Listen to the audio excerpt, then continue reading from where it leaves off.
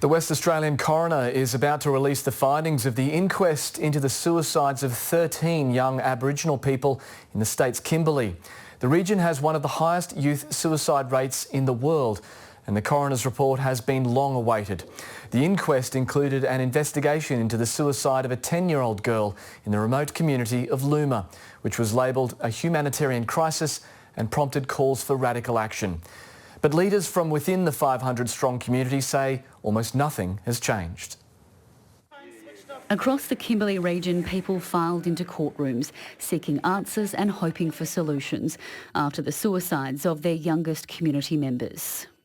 Over a 3.5-year period, 13 people under the age of 24 took their own lives. 5 were between 10 and 13 years old. Coroner Ros Fogliani launched an inquest in 2017, travelling to several Kimberley communities. In handing down her 373-page report, Ms Fogliani said the situation in the Kimberley region is dire. Young people have continued to die by suicide despite increased government funding. Coroner Ros Fogliani said all of the children and young persons had at some point lived in home environments that were marred by alcohol abuse, and this had had a severe and cascading effect on their lives.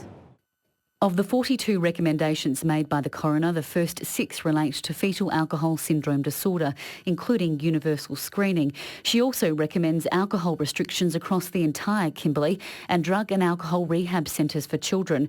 Suicide prevention worker Rob McPhee travelled from Broome to Perth to see the findings handed down. You mentioned there's a lot of mainstream services that are trying to impose a particular model on the needs of the community, and what we really need to do is work with community to understand what are the needs.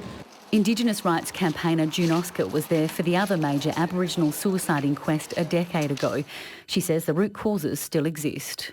It absolutely is a national crisis, and it does require immediate attention from all governments. I thought there was recognition of all the issues that contribute to Indigenous suicide. The Federal Indigenous Health Minister, Ken Wyatt, said he'd consider a recommendation to include fetal alcohol syndrome disorder within the NDIS. Kathryn, ABC News. And if this story causes you or anyone you know distress, help is available by calling Lifeline or Beyond Blue.